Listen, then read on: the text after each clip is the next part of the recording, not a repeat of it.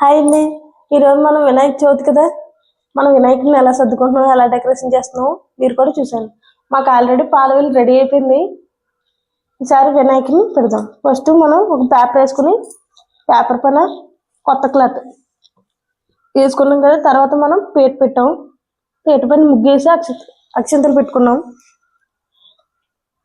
తర్వాత తమలపాకు పట్టుకుని దీనిపైన చిన్న పసుపు,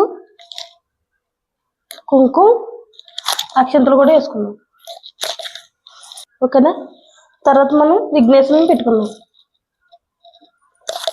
బొట్టెట్టుకున్నాం కదా, విఘ్నేశ్వరుని కూడా పెట్టుకున్నాం. ఓకేనా. తర్వాత మనం పసుపుతో చేసిన విఘ్నేశ్వరుని కూడా పెట్టేసుకున్నాం. దీనికి పసుపు కుంకుమ బొట్టలు పెట్టుకున్నాం. ఫస్ట్ గంధం పెట్టుకుని స్టార్ట్ చేసుకోవాలి కదండి గంధాన్ని, తర్వాత కుంకుమ బొట్టు.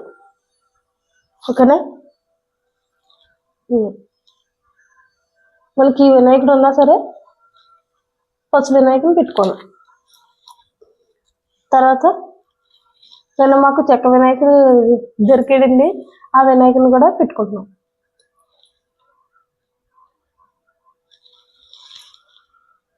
తర్వాత నా దగ్గర ధర్మకోల్ బిండి ఉంది కదా, ధర్మకోల్ బిండితో డెకరేషన్ చేసుకుంటున్నాం. చూసారు కదా, మనం చుట్టూరు గరికతో డెకరేషన్ చేసుకున్నాం. తర్వాత నన్ను కొన్నామండి, ఇది కూడా వెనకాల పెడదాం. తోటకట్ట అనుకుంటుంది, తోటకట్ట. తర్వాత గొడుగు కూడా ఉంది, గొడుగు కూడా పెట్టేసుకున్నాం. ఓకేనా. నన్ను కాదు, వీడియోని చూసారు కదా, మనం గొడుగు వెనకాల దీన్ని ఏమంటారు తెలియదు. తర్వాత గరికతో ఇలా డెకరేషన్ చేసుకున్నాం. తర్వాత ఫ్లవర్స్తో కూడా డెకరేషన్ చేసేస్తున్నాను.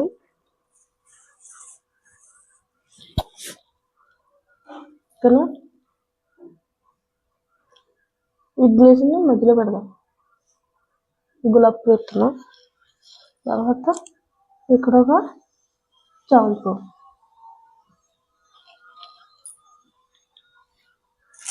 తర్వాత మళ్ళీ దండ కూడా వేసేసుకున్నాం.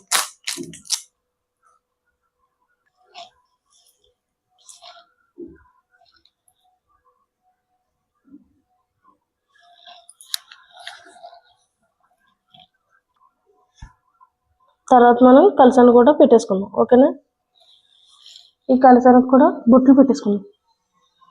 ఫస్ట్ కళ్ళతో ఇలా తడి చేసుకుని తర్వాత కుంకుమ బొట్లు కూడా పెట్టేసుకున్నాం.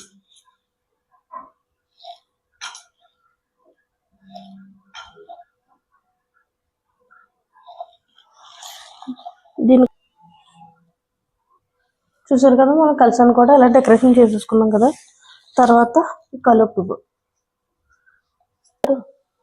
చూసారు కదా, మనం కలువ పువ్వుని కూడా విడిచింది కదా, మనం ఈ పువ్వుని కూడా వినాయకుడి దగ్గర పెట్టేసుకుందాం. ఓకేనా.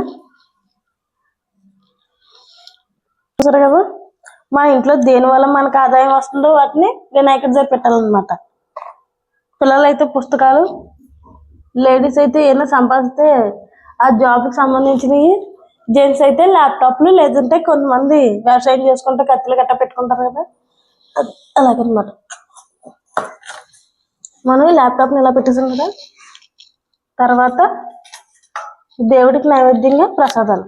ఈరోజు నేను ఏం చేశానంటే పాలార్ది అంటే పాల తాలికలు, పప్పార్ది పప్పు తాలికలు, చలివిడి, వడపప్పు, పానకం, ఉండ్రాళ్ళు, కుడాలని కూడా వీటిని అంటారు, బిల్లకుడాలు,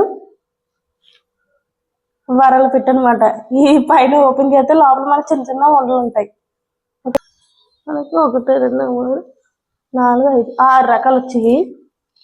తర్వాత విఘ్నేశ్వరుడికి బెల్లం ముక్క పెట్టాల. విఘ్నేశ్వరుడికి బెల్లం ముక్క కూడా పెట్టేస్తున్నాం. తర్వాత జిల్లేడు పూలు ఉన్నాయి కదా, వాటిని కూడా డెకరేషన్ చేసేసుకున్నాం.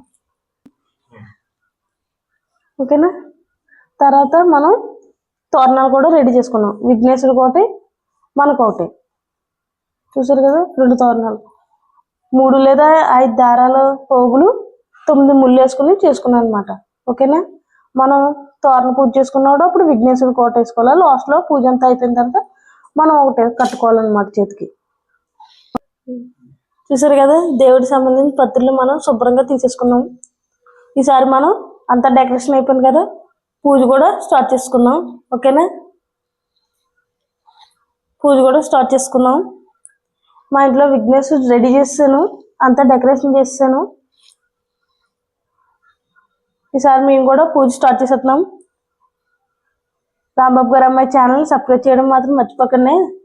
ఓకేనా, థ్యాంక్ యూ, బాయ్ బాయ్.